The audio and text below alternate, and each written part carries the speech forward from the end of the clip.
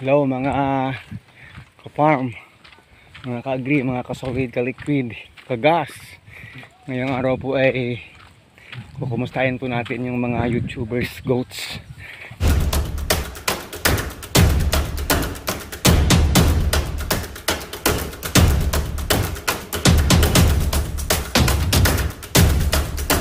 Natin kung ano na ba yung itsura nila ngayon. Update po natin yun kung ano na ba yung itsura ng ating mga pinangalan ng YouTubers na mga kambing.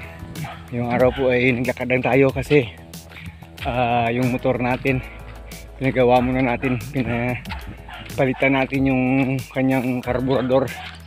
Masyado nang magastos sa fuel eh. Sige po mga kakambing. Una po, ito po si Frederick at si Sienna. O yan po, ang lulusog po nila.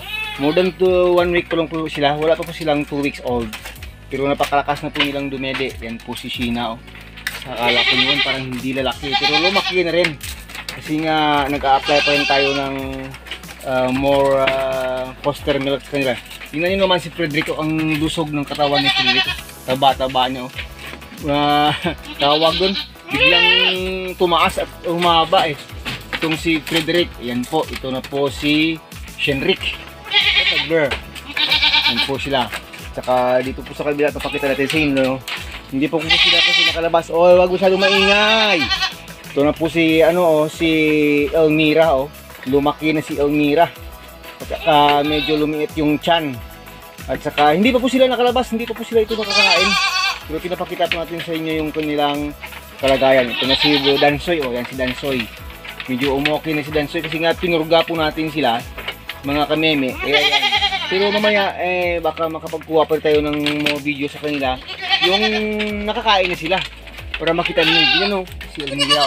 Ang ganda ng katawan ni Elmira.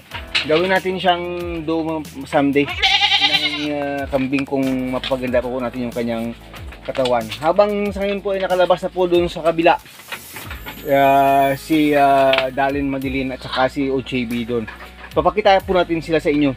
Ito po si Dansoy, Elmira, ang ganda, at saka si Shenrik dito. Yan po, ganda na ng katawan nito. Yan naman yung katawan ni Frederick, taba-taba, shiny, at saka si Sienna. Yan. Yan po. So, sino kaya ito? Of course, ito na po ngayon si Madilin. After 1 month old na po, 1 month and 1 week po siya. Ang kanyang kapatid na nagpupupo, Dalin, ganda na ng katawan ni Miss Dalin. Ayan. Malakas na po silang kumain ng damo kahit ngayong summer. O tingnan nyo po, kahit dried na mga damo kaya na nilang kumain. Ibig pong sabihin may resistensya na sila at medyo gumanda na yung kanilang katawan. Ang bilis lang po nilang lumaki. Ganyan na po sila kalaki. Dati patpatin at saka mga mga payatot ito Pero ngayon ang ganda na ng hugis ng kanilang katawan. Yan po. More than 1 month old pa lang po sila. Pinapakita po natin sa inyo. Ang ganda po ng hubog ng kanilang katawan. Hindi na po sila payat gaya dati. Kasi yun nga, pwede na silang mapagkatiwalaan sa sa kain nila, sa damo, kasi nga malakas na po silang kumain talaga ng mga forages, mga damo, mga langga. Dito po sa kabila, ipapakita natin sa inyo kung sino ba itong silang dalawa. Kung inyong po nung alaala, nakala ko nga ito hindi mabubuhay. Ito na po ngayon si Just Elise. Yan po. Ito na yung si Just Elise. Napakaamo po nito, shiny yung hair. 2 days old lang yung yung tawag doon, yung tanda nila Madilin at Dalin. Ito na po si OJB. Yan. Si Bro OJB, ganda ng kanyang mga katawan. Kasi po dalawa ito may mga wattle po ito sa liig. Tingnan niyo po, yan po. Meron po silang mga wattle dito sa liig. Ganyan na po sila, shiny na yung kanyang katawan. 1 month old. And 1 week. Ito na po yung kanilang itsura. Ito na po sila. Ganda na po ng kanilang katawan. Mayroon na pong laman. Hindi po gaya ng mga unang videos po natin sa kanila talagang pa talaga. Pag bagong labas pa kasi, mga week old pa lang kasi, talagang patpatin yung katawan. Pero ngayon po, paganda na ng paganda yung kanilang katawan. Yan, mga langga. At saka yun nga, pinakita na natin sa inyo kanina si Dansoy at saka si Elmira dun sa ilalim.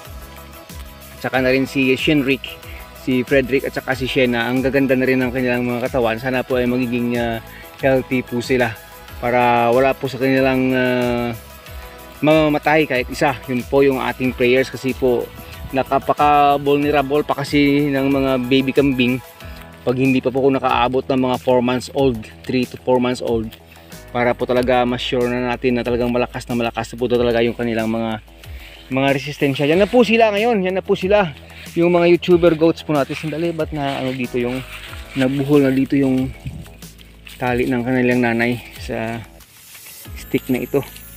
Mamaya konti lang yung makain ng nanay pag nagkabuyan po.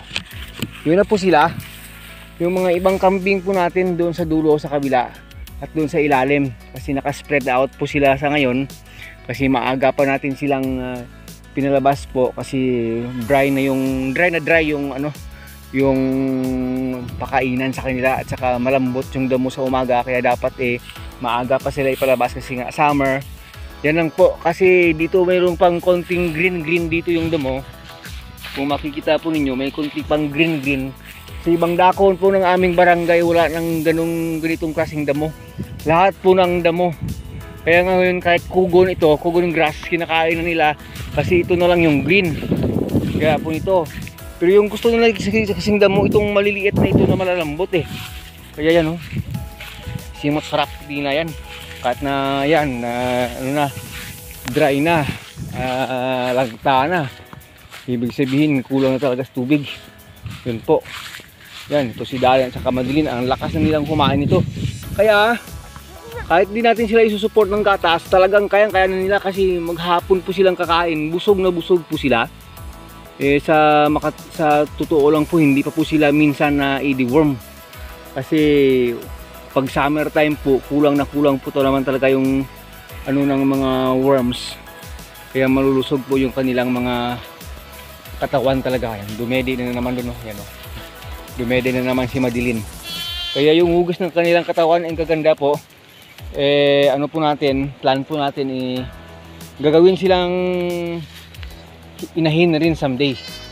Yun po. Yung iba kong kambing doon sa taas, si Toyota Bacanwat at saka si tawag doon si Christine na anak niya yan Yan, laki na yan. 2 months old pa lang yan pero napakalaki na po. Dahil upgraded na po yan. Sige po, dugdukan natin mamaya.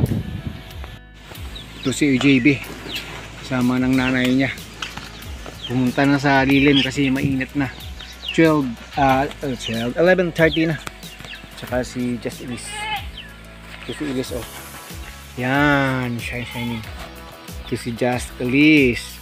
Ito sila yung yung matakaw sa poster milk paggatas, pag hawak-hawak ka na ng battlefield dito kahit saan ka pupunta susundan nyo itong dalawa nito kasi nasanay po sila mula noon na palaging binabattlefield ng poster milk kaya yan, naging shine na yung katawan, naging malusog po sila kasi po yung sistema po kasi ng maliliit na kambing, mga baby kambing kahit palagi po silang busog na busog, hindi po basta lalaki na lang bigla yung katawan.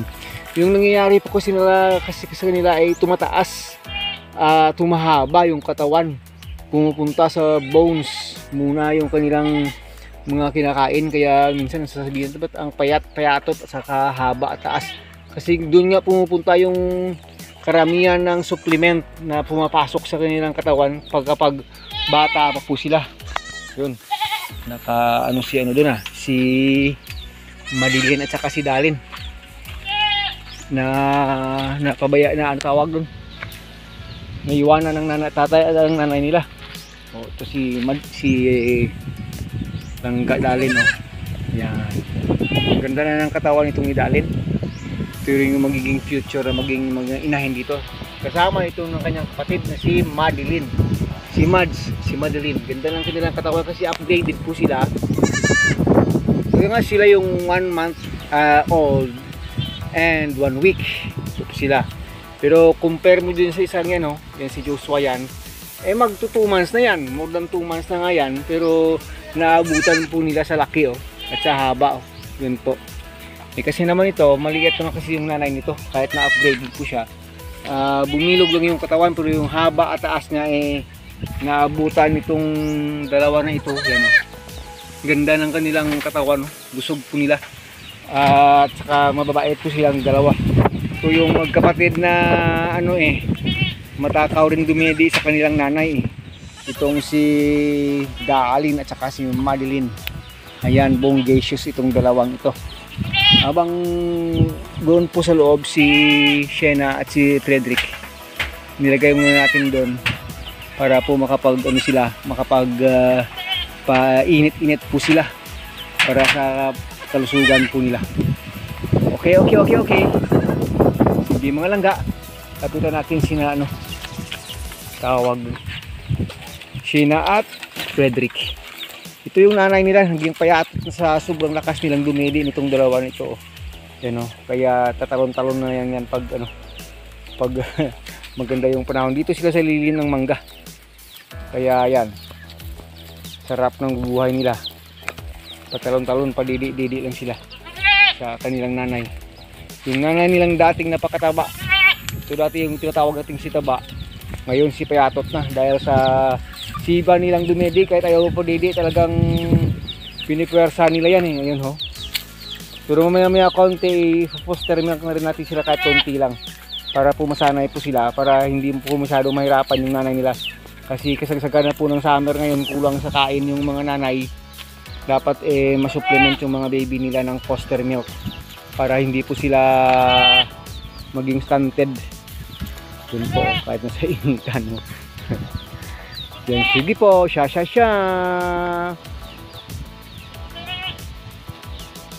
Dali lang. Oh, ready.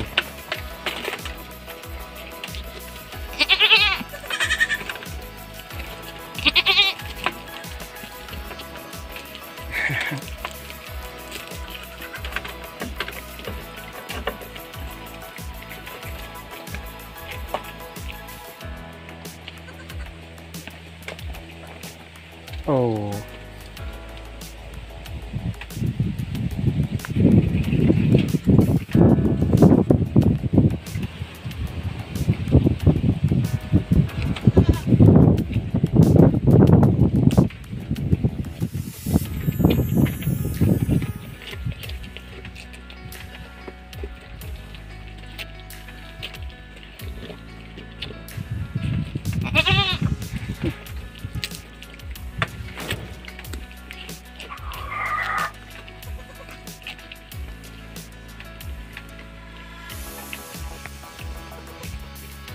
Come on. Ito. Oh.